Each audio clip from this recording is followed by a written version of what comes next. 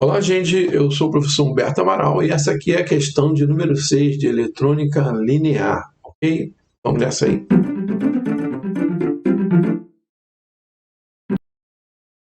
Ok, eletrônica linear, curso A, preparatória eletrônica para concursos, correção das questões de prova do Instagram de número 6.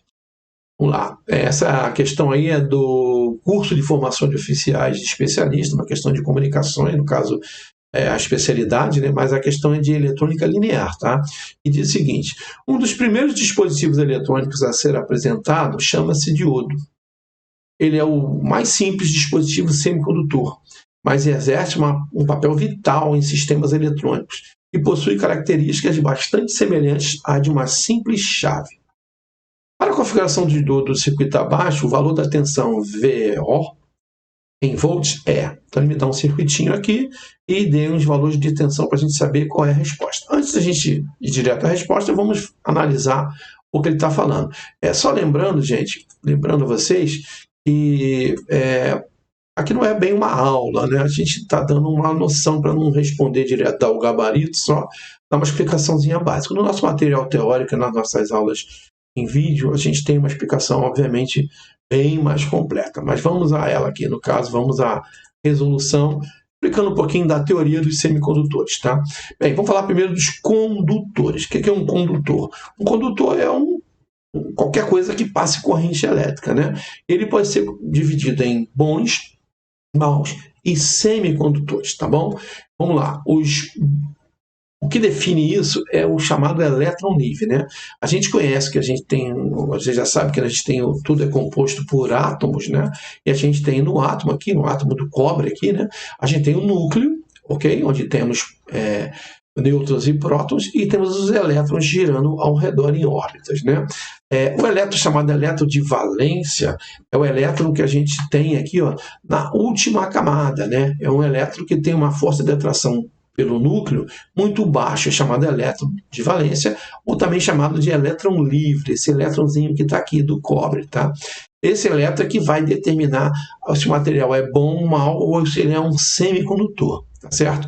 Os maus condutores às vezes chamam de isolante, mas na verdade não é bem dessa forma que a gente tem que encarar, tá? Vamos lá. Esse elétron livre, ele vai ser um elétron que está na última camada, ele vai ser facilmente retirado da sua órbita. Então, um valor de tensão fraca consegue retirar ele. Já um mau condutor precisaria de uma força de tensão muito grande, tá bom? Bem, os elementos, então, vão ser classificados da seguinte forma. Os melhores condutores, por exemplo, prata, ouro e cobre, eles possuem apenas um elétron na valência. Então, igual o átomo que está demonstrado aí do cobre. Já os piores condutores, seriam os maus condutores, possuem 8 elétrons na valência, tá? Lembrando, mais uma vez, gente, que eu estou colocando material escrito aqui para ficar mais fácil para depois vocês estarem lendo, né, o vídeo, olhando como é que vai ficar. Bem, detalhe, então eu vou ter de 1 até 8 elétrons na última camada do átomo. Aqueles materiais que possuem apenas 1 são os melhores condutores. E os que possuem 8 são os piores condutores, tá bom?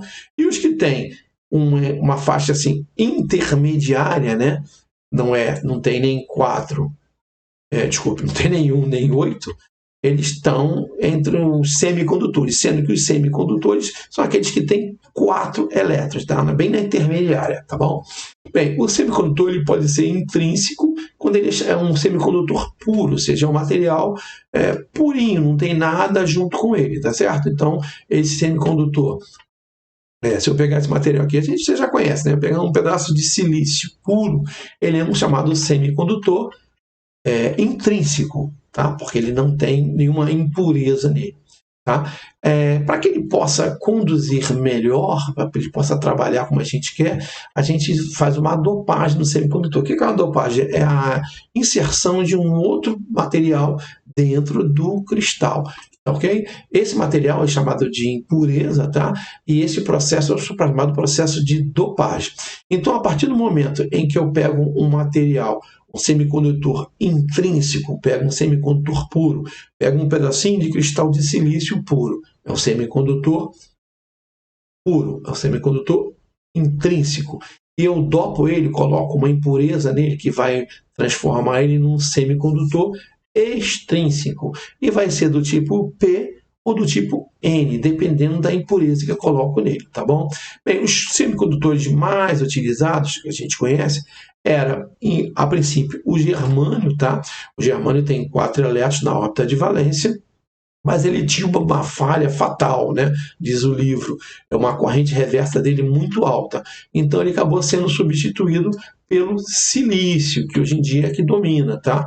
Então o silício, que é um material muito abundante na natureza, hoje é o semicondutor mais utilizado, beleza? Bem, vamos lá. O que é o diodo que esse rapaz falou aí na nossa questão? O diodo é isso aqui, gente. Eu tenho um material numa junção, né, onde eu tenho o tipo P e o tipo N, tipo P e tipo N. Essa região central aqui, quando eu junto o material P com N, há uma chamada uma região de depressão, tá? Onde eles vão interagir, ok? Esse aqui é muito importante para que o meu diodo agora, né? Eu chamo de anodo a parte onde tem o material P positivo e cátodo a parte onde tem o material N negativo. Para que ele possa conduzir, tá, eu preciso vencer essa região de depressão aqui, ok? Precisa aplicar uma certa quantidade de tensão para que ele possa começar a conduzir. Então aqui ó, tem um diodo, no caso de silício, polarizado diretamente, repare, o positivo está no material P e o negativo da minha bateria no material N.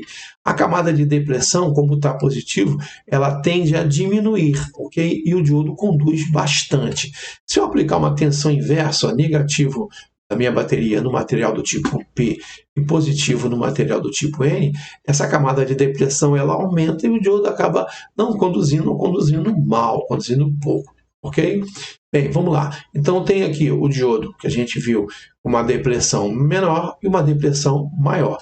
Polarizado diretamente, polarizado inversamente.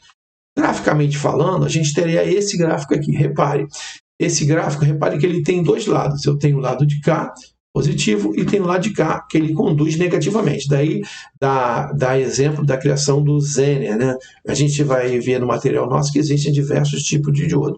O Zener trabalha na região inversa, mas o que nos interessa agora do nosso problema é a região direta. Então, repare, essa linha aqui é do germânio, essa linha aqui é do silício. Repare que aqui é a linha da tensão, que eu estou aumentando, e aqui é a linha da corrente que vai circular pelo diodo. Repare que à medida que a tensão aumenta, ele começa a ter uma curvazinha, mas não pode considerar como condução. Ele aumenta a condução até que chega esse ponto aqui, ó, ele começa a conduzir. Então, no germânio está aqui, esse ponto aqui é o joelho, repare, ele começa a conduzir com 0,3. Isso quer dizer o seguinte, quando eu aplico uma tensão direta no diodo de germânio, ele começa a conduzir a partir do momento que eu aplico 0,3 volts. E ele conduz direto, ou seja, a tensão, repare, ficou constante em 0,3 e a corrente aumentou. Quando eu tinha 0 volts, 0 corrente. A tensão foi subindo, a corrente foi aumentando, até que chegou ao ponto de condução, vamos dizer assim, a condução máxima, quando ele reduziu a região de depressão dele ao máximo que ele podia, gerando uma tensão ali nessa região de 0,3 volts, e a corrente aumentou. Isso quer dizer o quê? Um diodo de germânio polarizado diretamente com uma tensão superior a 0,3 volts vai manter em si uma tensão de 0,3 volts, ok? O restante vai para outro lugar, um resistor, outros componentes. Já o silício, olha só, ele só começou a conduzir quando tinha 0,5, mas estabilizou aqui em 0,7, o joelho aqui em 0,7. Isso quer dizer o seguinte, eu polarizando um diodo de silício diretamente, ele vai começar a conduzir diretamente toda a corrente possível que ele pode aguentar quando tiver em cima dele uma tensão de 0,7 ou superior. Isso quer dizer que a tensão em cima do silício é constante de 0,7 volts. Bem, dito isso, reparamos o circuito.